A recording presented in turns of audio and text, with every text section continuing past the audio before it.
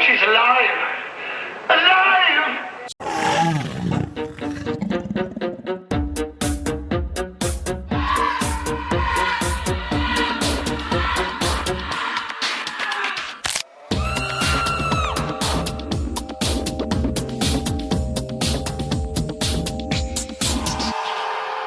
It's a live action, and this week we are talking the All-American Massacre.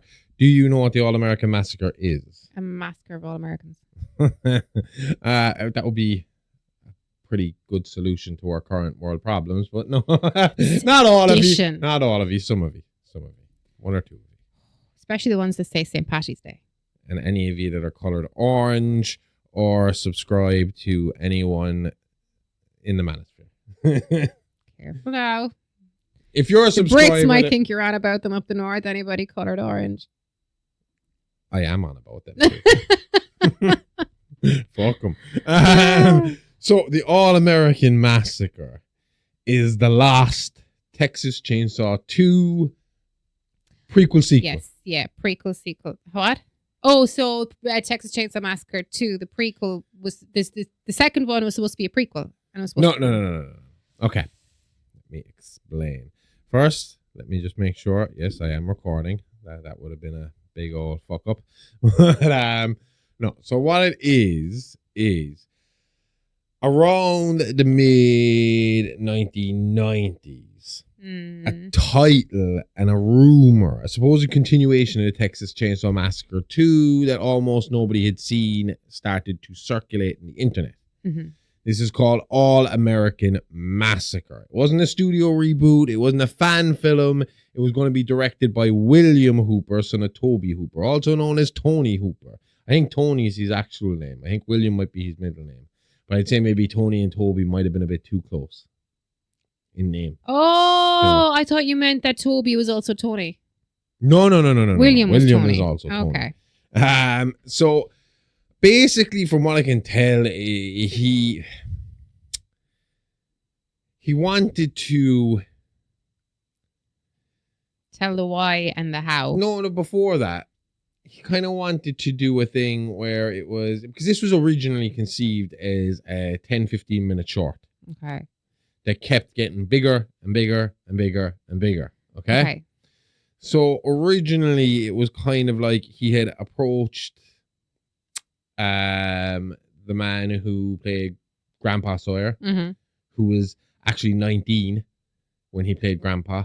Go away. Was he? It's a 19-year-old boy. Yeah, they did a good job on him. Yep. Was that to make him look a bit more frail, I wonder, under the prosthetics, if you get kind of like scrawny 19-year-old? I have no idea. Okay. No notion. All I know is he was a 19-year-old when they shot it. Fair enough. And they had Bill Moseley was involved as Chop Top. The idea was going to be, but basically, from what I can tell, William Hooper wanted to show what he was capable of. William Hooper had worked on his dad's movies, Toby's movies, in small capacity, special effects, little bits and pieces around here, learning the trade. But he wanted to showcase himself. A little bit, yeah. And I think, I mean, you see a lot of that nowadays. Nowadays, a lot of the bigger horror movies that come out originate from shorts. I mean, even the most recent one, Dolly, which is being heavily compared to Texas Chainsaw and its grit and its atmosphere and all that. I haven't got to see it yet, so it's killing me. But that started as a short. Okay. Called Baby Girl, which made it near fucking impossible for me to find on the internet. Thanks, Nicole Kidman. Thank you very much. Oh, yeah. I gotta see that movie. I haven't seen that yet. It's on the back burner somewhere. Every time I fucking searched for this movie, all I was finding was... Did you put short afterwards? Yep, I put everything in there. I eventually got it. It's only 2 minutes long. But this isn't the only one that's done this. Here in Ireland, Taifsha. That was a Ghost, short. That was a short, that 20-minute short that got developed into a feature length. Rob Zombie has a few shorts. That was never actually expanded on, was it? Thanksgiving, which was a short within the double grindhouse feature with Tarantino and Rodriguez. That turns into something bigger, but that's kind of a different case again. This is more like a concept that people like, and then they develop it into something bigger. I gotcha. Even down to Art the Clown. Well, yeah, that was a short Terrifier within. was a short within. It was within an anthology. Yeah. That's what's so. No, that anthology. The reason for that anthology was to try and see which one stuck. That's why you have 3 different stories there, where Art is kind of, he is an overarching character within the story, but you have witches and you have kind of, and then they take Art and they expand on him. So it was like, which part did people like the most? Yeah. They like the fucking crazy clown. Of course Let's they go do. with the crazy clown then. And it's worked out great for him. So originally, that's how this was conceived. It was going to be a 10-minute short. Tony Hooper was going to do it. Bill Moseley was going to come back as Chop Top Sawyer. Buckethead, formerly of Guns N' Roses, was going to play Leatherface. Okay. And they had a young Chop Top as well. I'm going to get his name in a few minutes when we get there. The idea basically was that, and anyone that's been following our series with the Texas Chainsaw Massacre is going to find that we're leaning on this as a source as well to help us. Because when we first did Texas Chainsaw all the way back 2.5 years ago when we started this, we kind of did a 2-parter where it was Texas Chainsaw 1 and 2 in part 1 and 3 and 4 in part 2. Yep. And that's how we got through it. And at the end of our story, Chop Top died. Dead. Gone. And then I kind of found this and I was like, well, maybe he's not dead. So I was like, so this time around, we decided, fuck it. We're going to finish with Drayton Does Dallas, and Drayton and Chop Top both get arrested. Drayton gets the gas chamber because at the start of the 3rd Texas Chainsaw Massacre, it comes up that W.E. Sawyer got the fucking thing. And then in fucking part 4, oh look, here's W.E. fucking Sawyer. Motherfucker. And I was like, thank you for fucking everything up. But I explained that away as well. But yeah, we leaned heavily on this concept to help us not just do what we've done with the last 5 parts, but what we are about to do with the next 3 parts. And that's why we're giving this away free. Instead of the Horrorverse Headlines this week, you're getting It's a Live Action on Friday, free on Spotify, under the Horrorverse Headline banner. Yeah. So that we can kind of explain where we're going, because hardcore fans of big franchises generally do not like when you fuck around with their big franchises. Their knickers get twisted.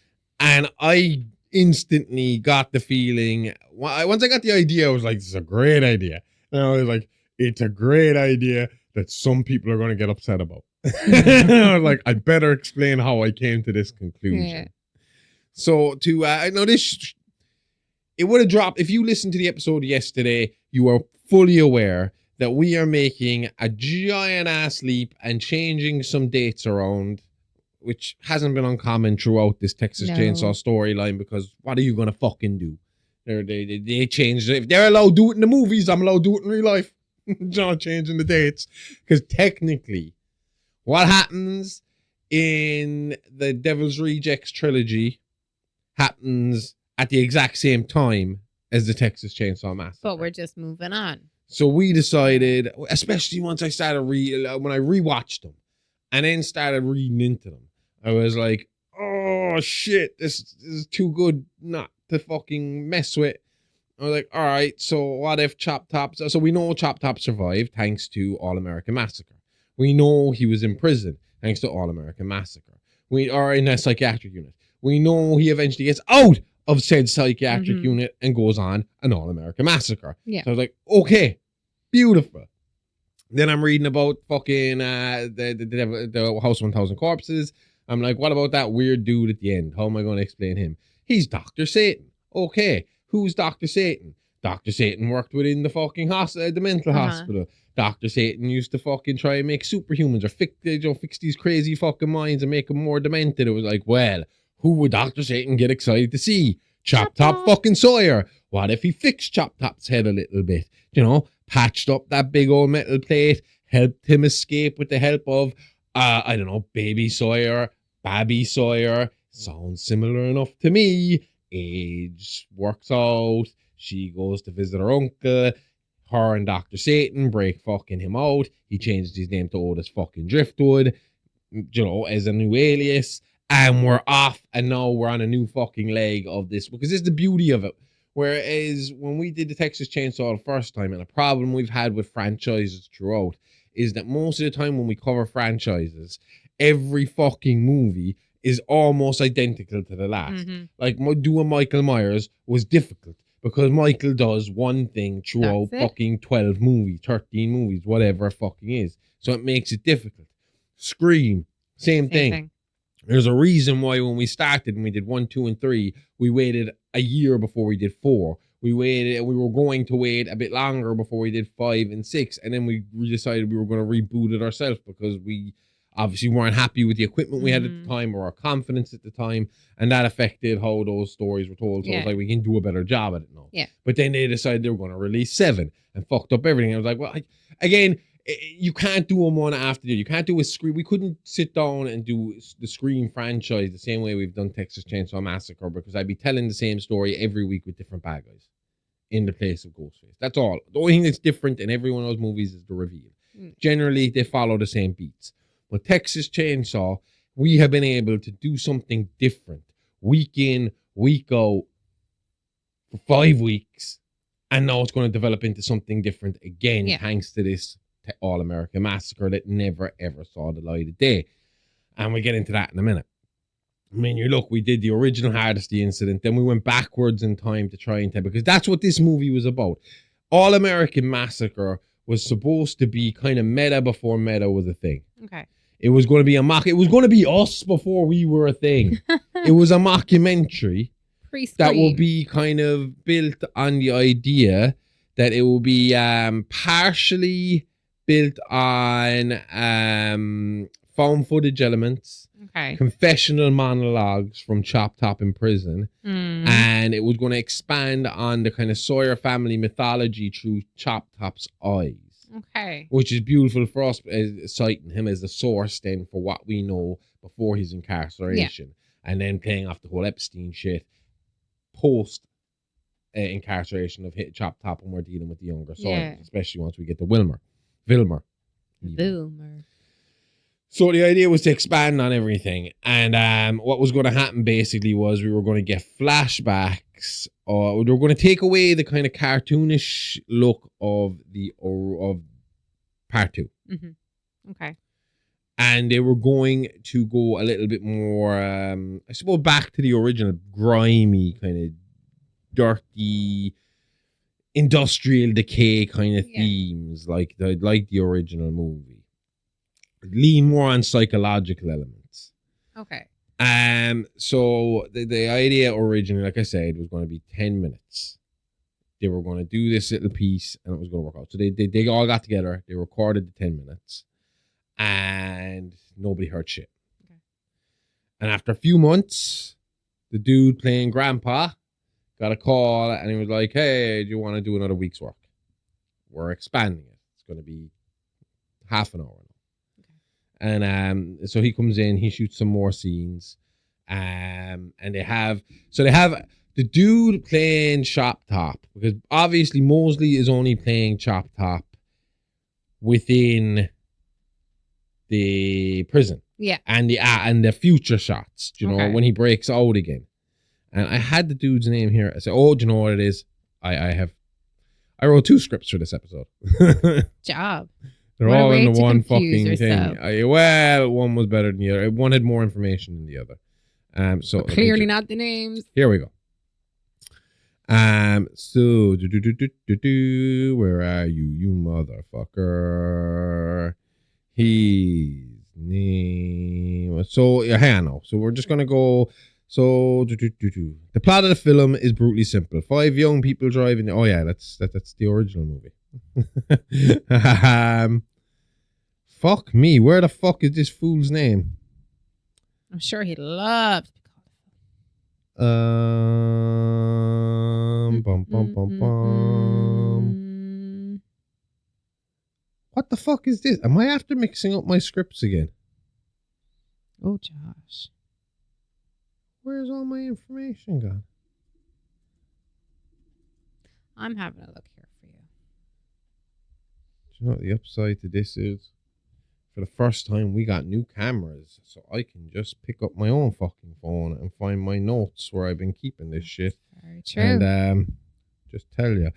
Right away, this dude was playing Chop Top as a young fella, and he was knocking it out of the park to the point where Mosley was even like, holy shit, this dude is the perfect Chop Top. Yeah. Okay. So we got, hang on now. Come on, Amy, fill some airtime. I am having a look here. So I actually find Chop Top attractive. Really? Mm-hmm. I also I think it's Mosley just no. I think it's Bill Mosley in a grey wig because I find Otis a bit more attractive. And Todd Bates.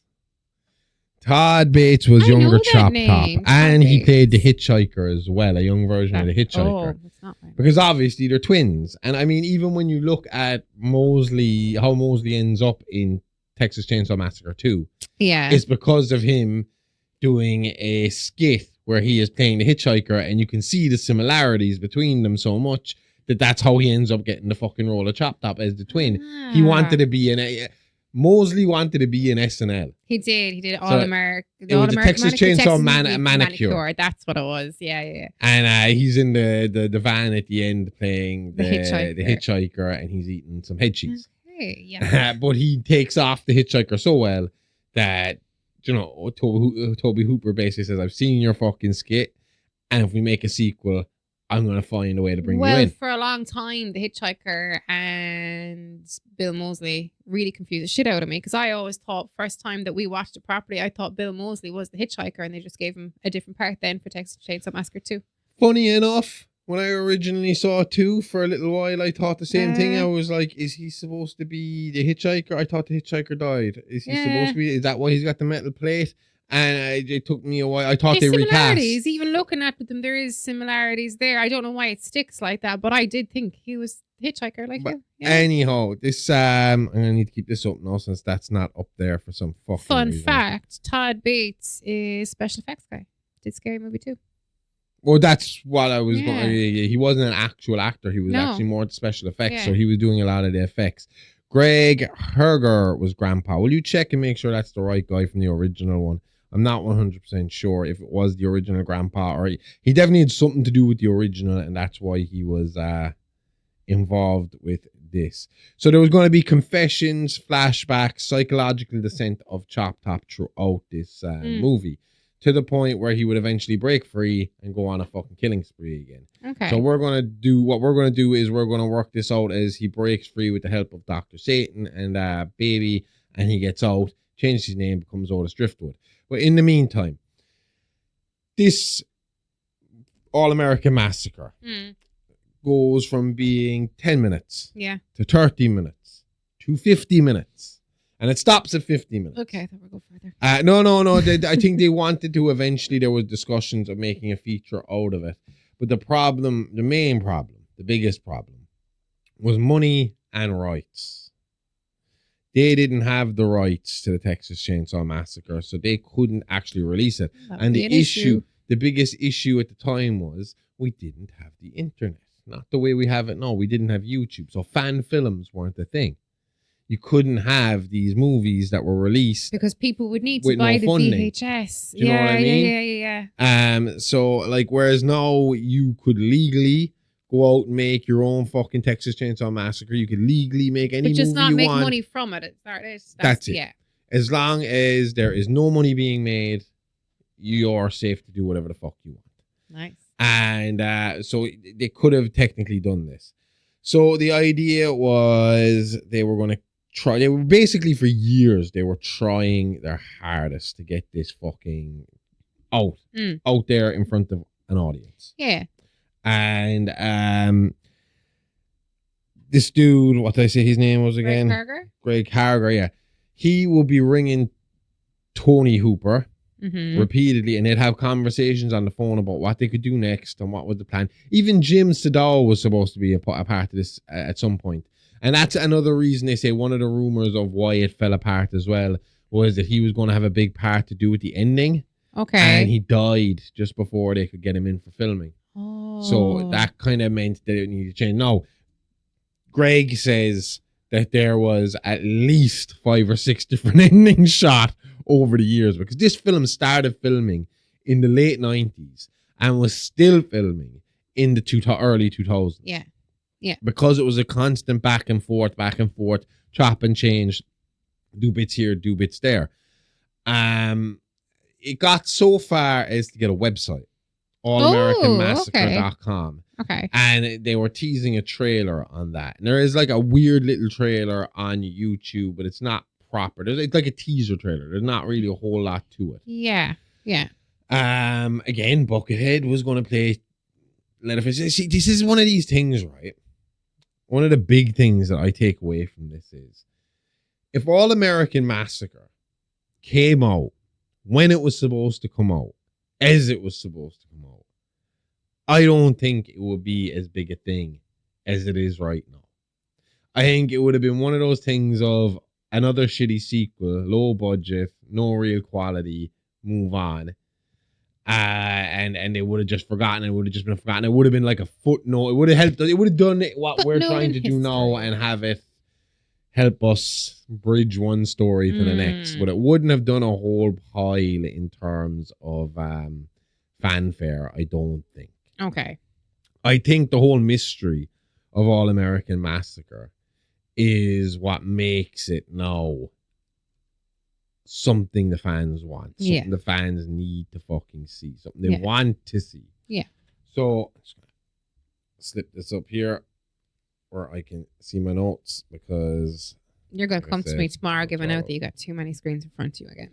Well, I only have it now because for some reason it didn't fucking transfer over here where I wanted it to fucking be, and this is it. Like, I mean, every time I think I've mastered this, I've gotten my new cameras, I've gotten my new lights, I've gotten my new room, I've gotten everything sound, I've gotten everything sorted, something else will pop up and be like, I'm not working for you today. I'm just going to leave the room before this gets too far. Listening to this. So my tablet has decided today that it's calling in sick, and it is not going to give me the information I want. Give you my tablet if you want. So my phone is going to do it.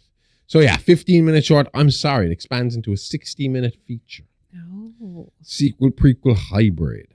So the story, we've gotten through that. They were all going to be memoirs, cast, and weird details. So we've went through the cast. Got that. Now, here we go. The production reality. Go for it. This was not a studio film. No. This was independent, low budget, passion driven. Mm-hmm. It started small, then grew bigger. That's usually where things go wrong, and it did. And I'll tell you, now the only thing that would in my eyes, would be a saving grace from what I just said about it being kind of like this thing of, it mightn't have done so well when it came out, if it had came out in the year 2000 as a sequel, as a low budget, they're kind of cut. I don't think the same together. Appreciation was they would have been there for Maybe not, but when you have passion-driven projects like this, it's a different kind of story, isn't it? Because people, especially the hardcore fans, can feel that passion. You can feel that passion bleed through. Yeah. And it'll kind of make you want to see this thing. And I think that's why it's surviving the way it is so far, why it's still kind of going. Now, what went wrong straight off the bat is the same thing that goes wrong with most movies in this funding thing. Yeah, money. Yeah. Money was the biggest problem. The budget couldn't keep up. And again, we're talking about pre-internet, so you don't have crowdfunding. No. You don't have fucking Kickstarter and shit. You gotta go door to door, basically. Yeah, you got to do it old school and get financing, but nobody's going to finance a movie that you don't have the rights to. No.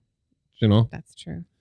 And that's, again, kind of what really fucking killed it. The Texas Chainsaw Massacre franchise is infamous for having a fragmented ownership. I mean, we talked about it last week when we were doing the watch-along, about how even when it came to paying the actors, shit kind of got fucked up because they started to run out of money. Yeah. And they were setting up production companies so that they could sell parts of the production of the movie to other production companies, to the point where the fucking Colombo family ended up owning partial rights to the fucking Texas Chainsaw Massacre. Yes, we can thank the Italian fucking New York mafia for Texas Chainsaw Massacre. The same people who bought you Deep Throat bought you Texas Chainsaw Massacre. Fact. Look it up.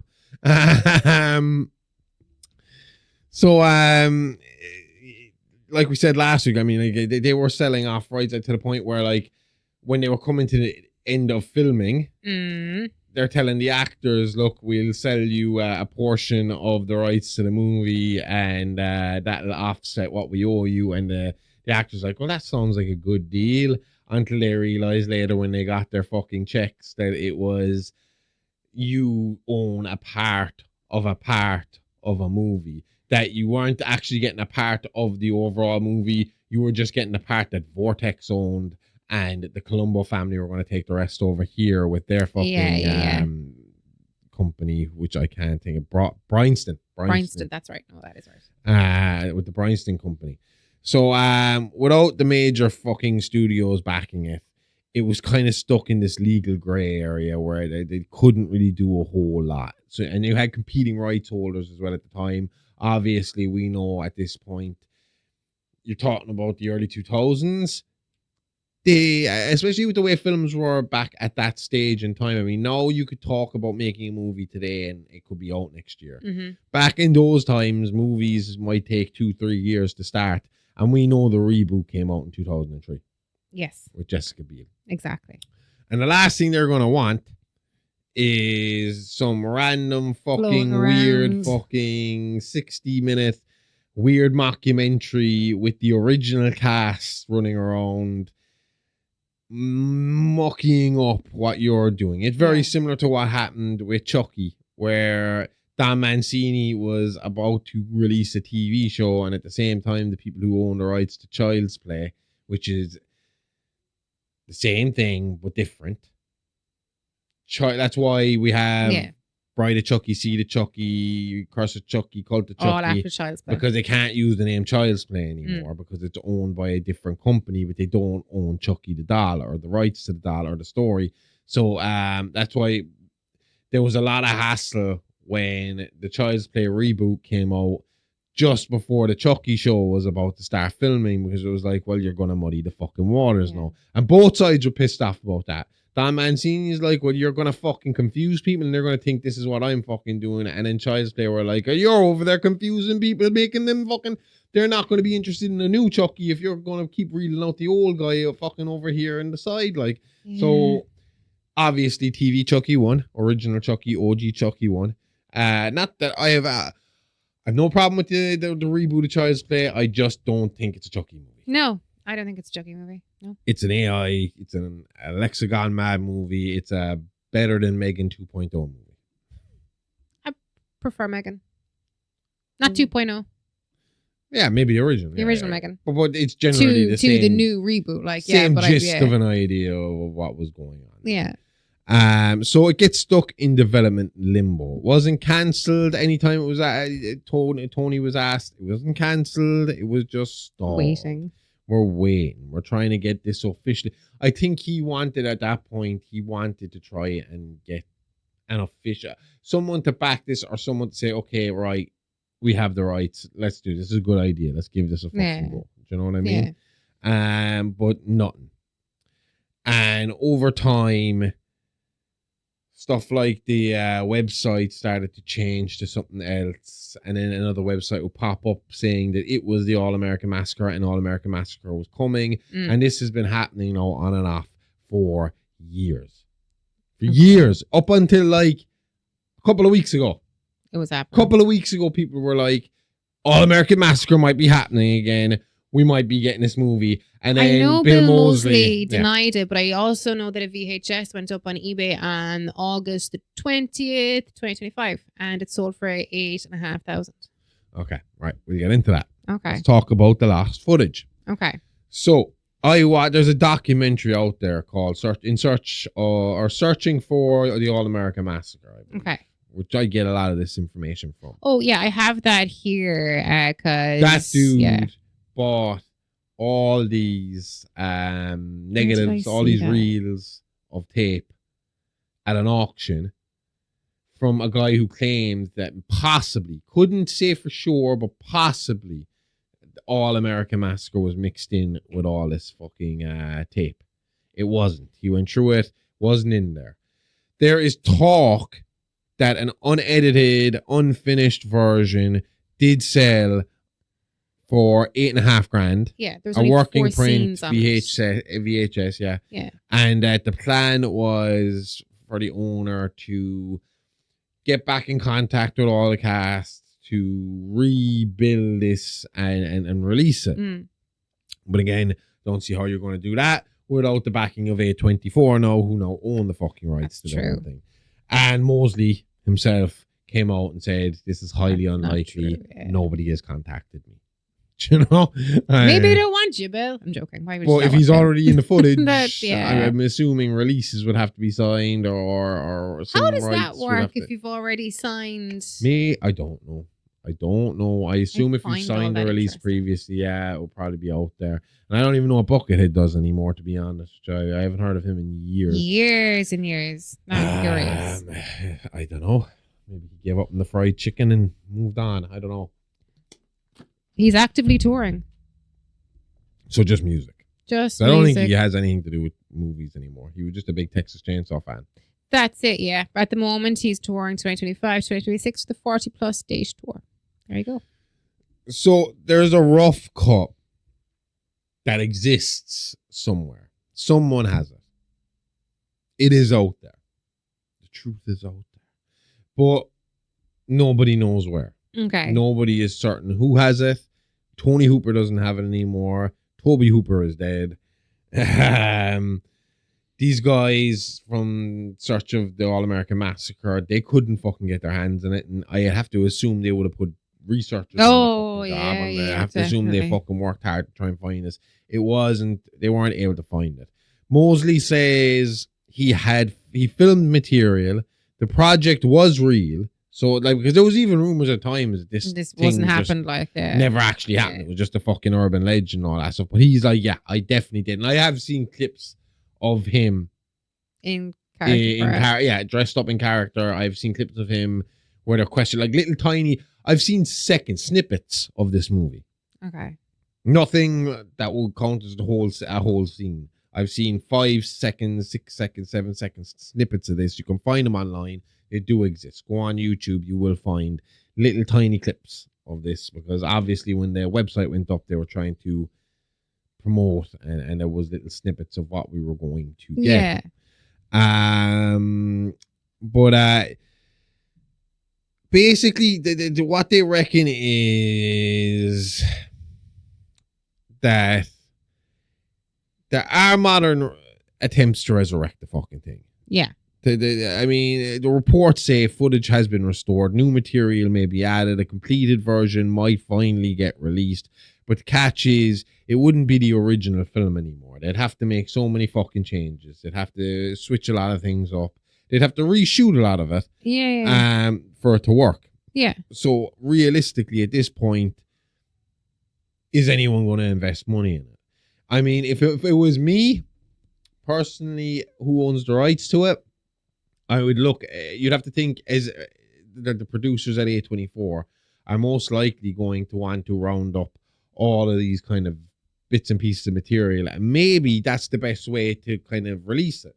Maybe the best way to give us the All-American Massacre is to give us Chop Top Story throughout this TV show that they're fucking hinting at. You know, the Texas Chainsaw Massacre TV show. Because that's one of my main hopes here going forward when it comes to A24 and the new rights holders of the Texas Chainsaw Massacre is that they're finally the ones that realize Bubba isn't the Texas Chainsaw Massacre.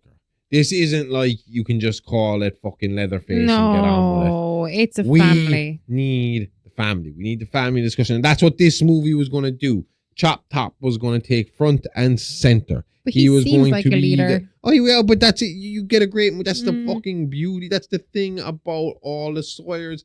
Individually, they are great characters. Together, it just makes it even fucking better. Mhm. And I think that's what we as fans, that's what we really want, isn't it? We don't want a fucking other Bubba movie. We want a whole family affair. Not they're in the first 10 minutes of the movie and then they all get killed and we move on. We want to see more characters. That was what made We the want to Texas see everyday life. But that's what made it Texas Chainsaw Massacre. Yeah, Was the characters that they were. They enhanced what Bubba was capable of. Bubba's not intellectually capable enough to do all this himself. Tool-like fucking character. And I say tool as in like he acted as a tool for the other family members. Even seeing how he interacted with individual family members gave him more personality. Do you know what I mean? You see Drayton bossing fucking Bubba around and you understand Drayton is the fucking head of the family. Yeah. You see fucking, Chop Top and Nubbins kind of in a brotherly way haze him a little bit. You kind of get what's going on there. You know where Bubba stands on the pecking order here. And even then when you go further down the line and you're watching TCM3 and you see Tinker, and Tinker acts like a prick to him 1 minute and then starts being real nice to him again the next minute, giving him he fucks his Walkman into the oven. Oh yeah. And Bubba gets angry and sticks Tinker's head in the oven instead. And he's like, I'm sorry. And then he gives him nice though. It's kind of a nice brotherly kind of. He's like, I got a present for you. Here you go. And it's like, the big chainsaw with Saw's family on the side of it, which was a Drayton quote. So why does this movie matter? That's the big question. This is a missing evolution point in the franchise. And I think it might have, let alone would it have bridged Texas Chainsaw Massacre 2 into the modern fucking horror era, but it would have given, I think, other filmmakers who have been trying to fucking recapture this magic since the early 2000s a better idea of how Texas Chainsaw Massacre was a family-based issue and not a singular fucking character. Because from 2003 onwards, they have, I know, don't get me wrong. Yeah, the Jessica Biel one, when they become the Hewitts, they have a lot of Hewitt family members floating around there. Yeah. I mean, there is, I suppose, a younger, more spry grandpa character. Younger, more fucking aware mother character, alive mother character. Clearly, Officer Hoyt is a step in for Drayton. Yeah, and even later on when she's trying to run away, I don't know if you remember this. Remember, she's trying to run away and she comes across a caravan. And there's a fat lady and a baby inside. Yeah, and it's like so we know that there's more of them there. So they had the right idea. And then they went into Texas Chainsaw Massacre at the beginning and they were like, fuck that idea. Let's just go back to Bubba. Was that the influencers? Huh? The beginning. No, it wasn't the influencers. Sorry, that's... Influencers? We didn't even know what that was in 2003 and 2006. Sorry, I'm losing. Yeah, there. You joking? The years I'm trying to grab here. No, I remember which one it was. We were all still fucking trying to wrap our head around MySpace and Bebo. Bebo, my God. Never mind fucking influencers. Over fucking Bebo. Influencers were the models on the front of the magazines. Do you know what I mean? Surprised 2 years later, though, I was still looking up YouTube from makeup tutorials. Definitely 2 years later. That's for, the difference a year or two makes with technology. Do you know what I mean?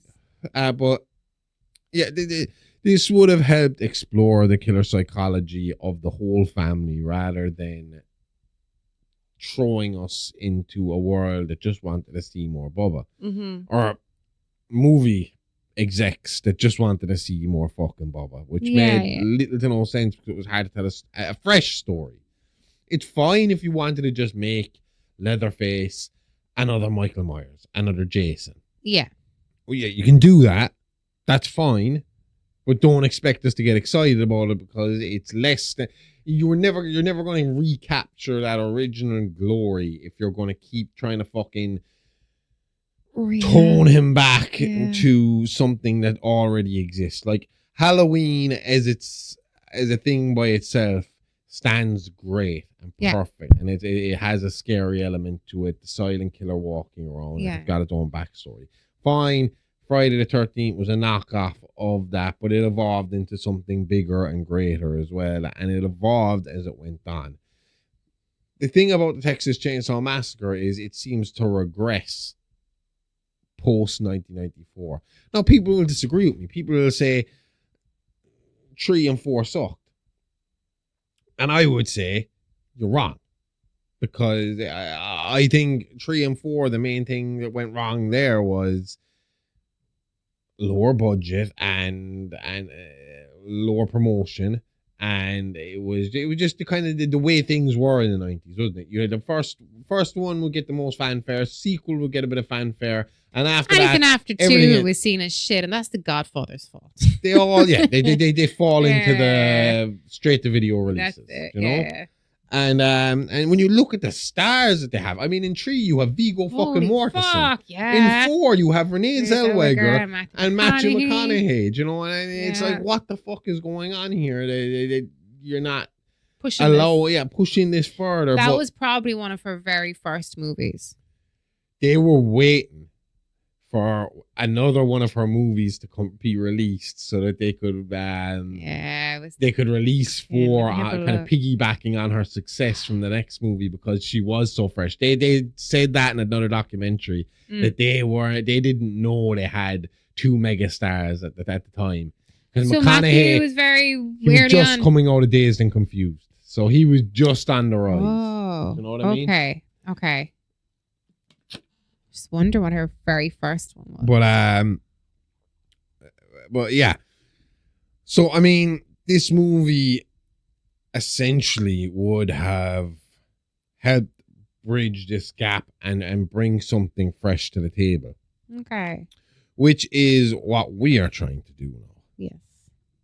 It's what we are planning to do over the next 3 weeks, and that's why this episode is going up for free, so the people who can be like, the Sawyers and the Fireflies aren't related, can go get fucked. Listen to what I'm saying here. We are trying something. I think can you not tell our audience to go get fucked? Well, look, hang on.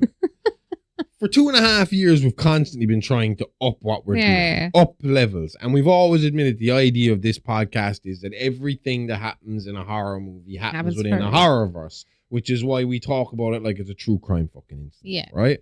And it's not like this is the first time we've done this. We have done this before. It was in my head earlier on. No, I can't remember when we did do it, but we did do it before. We definitely did. Christ. It had to have been in another series as opposed to a standalone.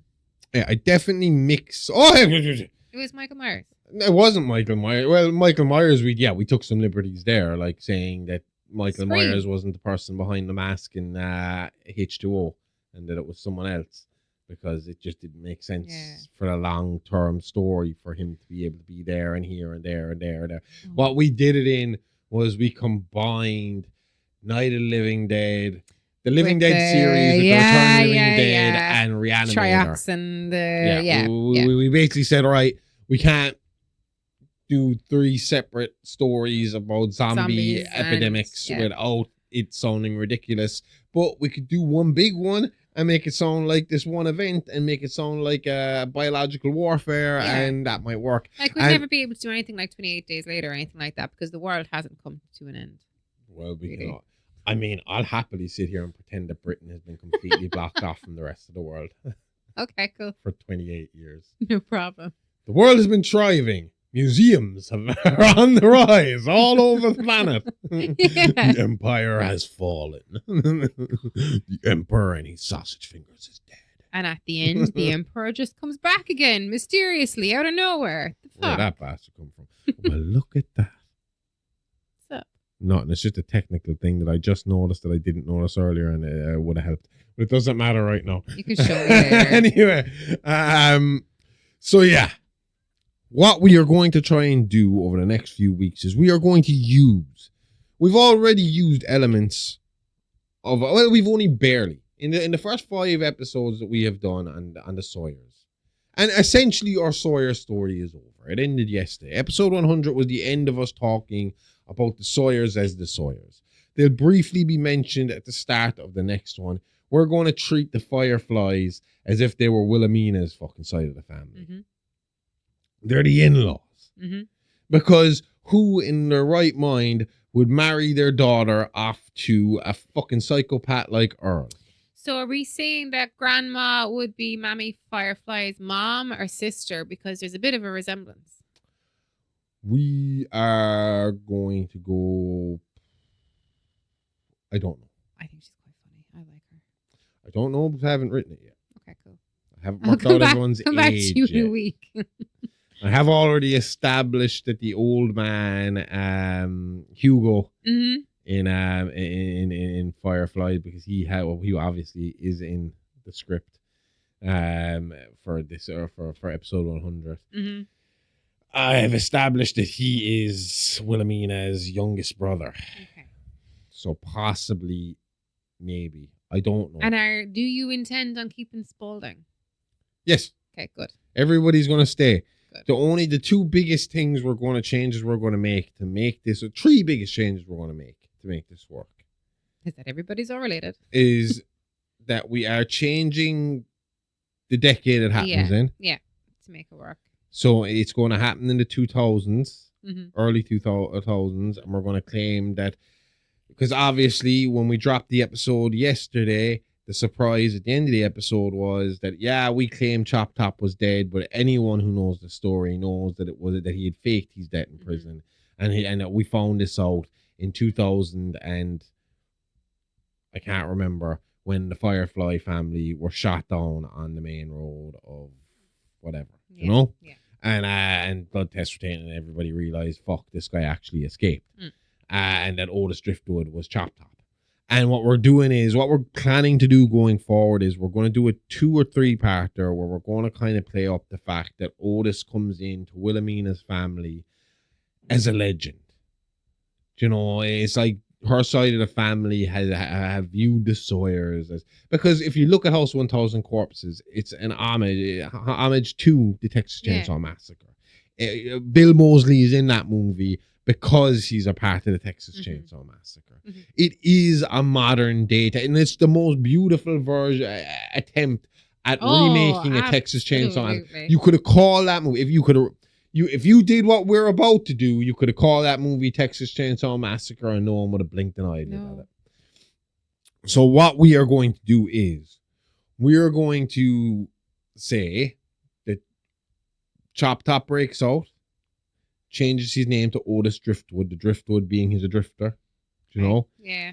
And that he comes into the family, they see him as an icon, as a legend. It's like their hero. They're meeting their hero. It's a celebrity to them, you know? Yeah. And he's coming in and he's kind of molding the family back into a fucking Sawyer-esque kind of thing. But Chop Top, we know, is kind of weird, is fucked up. He's had his brother as a meat puppet and all this kind of stuff. So we're going to go with that idea of he's essentially doing this under the house, where he's building this house of horrors. This is all his mentality, his idea. And if you even look at the way he acts, if you look at House 1000 Corpses, his skin color, his hair, and his attitude are so fucking Chop Top. Yeah. It's not even funny. It's like absolutely a slightly matured, older Chop Top. Got more and hair. Then by the time you get to Devil's Rejects, yeah, suddenly the fucker isn't as jaundiced anymore, and he must have had a liver transplant and a hair transplant in between the 2 fucking movies. Plus, Mother Firefly suddenly gets all sexy from one to the other, and they all get perfect teeth. Yeah, there was some reason that I can't remember now, but it's worth looking up why they actually recast Mother Firefly. I don't think it's because she died. Where all of them go from having yellow crooked teeth to having perfectly white, pearly whites. They all took a trip to Turkey before they filmed fucking The Devil's Rejects. And then so we're changing the decade. We're changing where we're gonna say Otis Driftwood is Chop Top Sawyer. Yes. And we're also going to hint that possibly to continue the legend of Leatherface, who we never ever get an ending of where did Leatherface go. We're never clearly going to say Tiny is Leatherface, but we're going to say there's a possibility that Tiny is Leatherface. That no one ever discusses Leatherface again. The name never comes up again. Tiny starts coming up. But Tiny, again, when you hear, because obviously as true crime reporters, we are going off of witness statements. And witness statements, when it comes to large, grotesque looking monsters, are going to vary from time to time, which is what we have done in each episode of Texas Chainsaw Massacre. We've discussed how his look has changed, his attitude has changed. Sometimes he's a bit more feminine, sometimes he's a bit more calm, sometimes he's a bit more angry, aggressive. But the reasons for this is because the person who is explaining what they're seeing to us, we're learning it through their eyes. Yeah. And in a state of fear, all you're seeing is a big brute monster coming at you. Yeah. So if that monster has now aged into his late 50s, early 60s, and is back with his brother Otis, and has probably, if he's had mental problems and functioning problems for years, and again, look at our story. We've had the guy go from being living in a stable-ish family to being moved around the place, to being pumped with steroids, to being off the steroids, to becoming, fucking malnourished and alone, to being fucking, being under the control of various different types of fucking psychopaths with these different brothers. The man is mentally fucked up at this stage. Maybe we'll go with the story of him being burnt as well, and that's what happened to him, and that's how Bubba becomes tiny. I don't know yet because I haven't written that far ahead yet, but we'll get there. Okay. Point is, All-American Massacre is going to be important for our story going forward, because we are going to use it to bridge us from the Sawyers to the Fireflies, and we're going to make those slight little changes just to make the narrative fucking work. Okay. But in terms of the idea of us actually seeing the All-American Massacre, I wouldn't hold your breath. You can see 66 stills from it on IMDb, but not moving stills, unfortunately. I think maybe this is for the best. I think if they get... Works for us. Yeah, but if they get if they can get a hold of the prints, and A24 don't do this fucking franchise dirty. Yeah. And get real fucking serious about it, and real in depth about it, and really get into what the Sawyers are, then possibly you could use some of this script and some of this information as a great way of showing Chop Top's journey. Yeah. And maybe showing us a bit of background and maybe helping them research the background of the Sawyers as it was in that script. Because I'd have to assume, if nothing else, a script has to exist somewhere. Let me have a look. Probably not. If it was online, we'd have a hold of it and we'd know what it is. But I'd have to assume that Tony Hooper has got some fucking class of a script somewhere lying around for this. Probably multiple different rewrites, probably multiple different fucking versions. But I mean, like I said, Greg, that was playing Grandpa, said there was at least 5 fucking endings for them for this movie. Wow. He has stated himself that there is more than enough footage to actually put a fucking functional movie together and release it. Okay. But it's just, will it be seen as a feasible fucking plan for A24 to release it?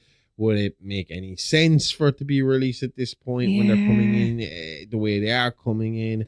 And you know what, A24, if you decide, All-American Massacre's background isn't all that great, well, maybe you could listen to It's Alive Alive podcast and think, hey, these guys had a good idea. Let's bring them on as writers. We could take all 5 of these episodes and get 5 great seasons of TV out of it.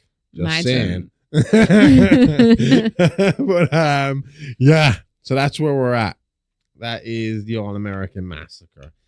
The movie that was a rumor that apparently is true, but will probably never see the light of day, and its current whereabouts. Even as recently as December of last year, people were saying IMDb is carrying articles that it was going to be released. The thing about it is, Bill Moseley is outside of Bill Moseley, can you find anywhere as of 2025-26 about who owns or has the footage? It's all rumor. There's never a name as to who has it. Do you know who's putting it out now? Is fucking A24, because it drums up the talk about it. What's more intriguing than a lost movie or a lost footage? But that documentary's been out for about 2-3 years. Yeah. Now this is saying that Dragon Studios is going to release it. But Bill Moseley has also said he has no idea who these people No, I'm are. just saying in answer, yeah. But No to answer your contact. question, that's all I can see here is that it's Dragon Studios, capital D, capital R, Agon, and capital Studios. And the problem there as well is they've released no real proof that they have this fucking stuff. They haven't released any teasers, no fucking clips, no snippets, no stills, no nothing. Everything you're seeing Okay. there is shit we got. Oh, I was just as of curious. 2000. Yeah. Do you know? Yeah. So it's just. It's just hearsay. it's- Objection, Your Honor. We know it's there. We just don't know where. Yeah, you see, they're saying early 2026. They said by the 1st January 2026. We're now on the 19th of March 2026. And if there was rights problems to begin with, I'd have to assume now that the rights have been sold, they have more rights problems to deal with. Absolutely. So that's it. That's the All-American Massacre. And that is, and again, the main reason we are releasing this the way we are releasing it is just so that we can help explain why we are, or bridge the gap between where we are leaving off with the Sawyers and where we are going. Because as we continue on this path, after episode 100, we want to try and keep getting more and more ambitious. And it's fine to do stories the way we've been doing them over the years, but sometimes you want to do these big, mega epic tales. And this has, and this isn't even the original idea. The original idea was we were going to do 5-parters and then we were going to move on.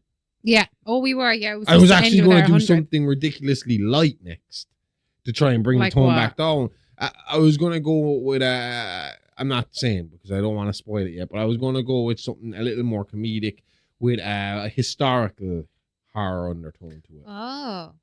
But instead, it was just like, Young Frankenstein. it was just one of these things where I was sitting there and it was like, well, if Chop Top didn't die, and I was, I think the more I was researching this movie, All American Massacre, that I started to think, well, fuck. I think it dawned on me that we wouldn't be able to do the Devil's Rejects for quite some time after doing this. Yeah. That it was going to be another one of those backwoods movies that would have to be put on the back burner because it would be too similar. But you're And then able I to thought know. to myself, could we blend it into this?